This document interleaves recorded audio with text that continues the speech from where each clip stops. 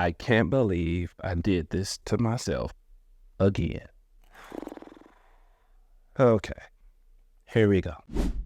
I'm about to tell you 19 psychological secrets about people that everyone should know. Number 19 is what I used to deal with, and number 12 is what I've seen people I personally know go through. Number 1 is interesting. Spotlight effect. If someone is constantly adjusting their appearance or seem overly concerned about their actions, they're probably concerned that people are watching them a lot more than they actually are. Number 2, projection. Now, we know a few things about that and I don't. When someone is always criticizing the behaviors and the traits of somebody else, it's probably because internally they're struggling with the same thing themselves. I'm just a messenger. Ooh, number 3, confirmation bias. If someone only accepts and acknowledges the information that backs up their own beliefs, they're exhibiting confirmation bias. They don't want to hear nothing else that you got to say.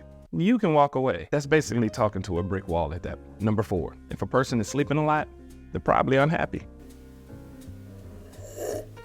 No, that's a real thing. If someone is always sleeping, that's also a sign of depression. Go check on your boy or your sis. You get it. Number 5, if a person is always craving attention and trying to stand out in a crowd, it's probably because they weren't loved and acknowledged enough as a child. And they're kind of dealing with that. And you'll see them out and about clinging to people just for their acceptance. Hold on real quick. If you have resonated or you experienced anything like the ones that I've just said or the ones that are coming up, go ahead and like this video for it. Or better yet, watch another one. You don't have to subscribe, but if you do, hey, thank you. I'm a small channel trying to see how this is going to turn out by posting every day for 365 days, nonstop, no matter what. But enough of that. Back to the good stuff. Number 6, if a person laughs a lot and it's probably not the funniest thing someone has ever heard, they probably feel really lonely inside.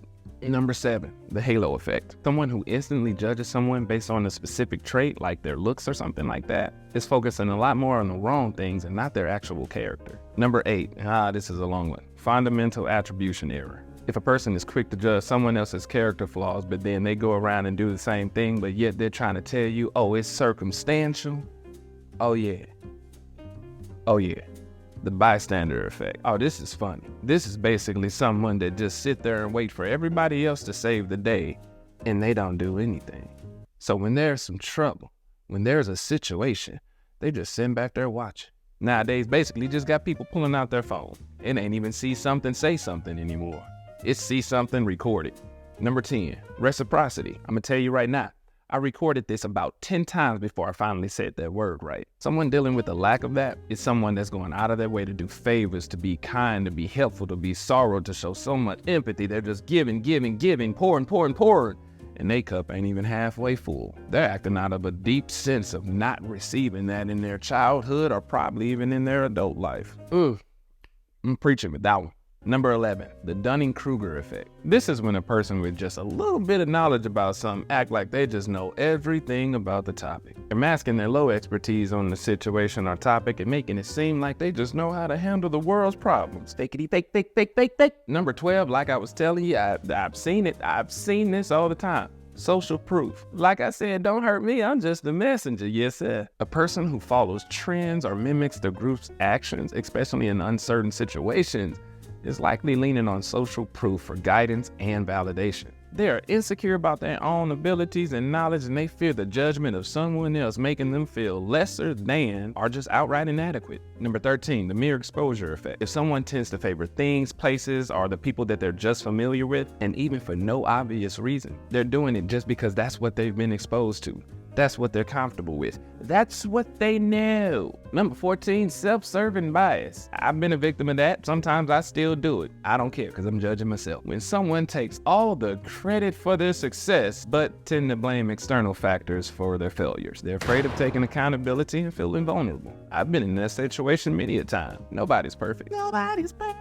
I won't do that again. Number 15, endowment effect. If someone holds on to objects that they don't need simply because they own them, they're valuing possessions more once that they're theirs, and thus becoming a pack rat, cluttering everything from the physical and the mental space of their own. Number 16, cognitive dissonance. My list wasn't allowing that one. Someone who justifies their behavior or changes their belief to avoid feeling conflicted is likely dealing with deep trauma from not being accepted, with a fear of judgment.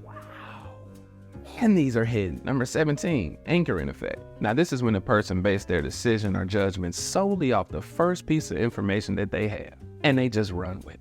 They're being closed up, self-serving to their own bias that's basically anchoring them in their own belief. Number 18, in-group bias. These type of people try to manipulate and control every aspect of something just so that they can come back and try to use it against whomever it is they try to use it against. That person could have been you.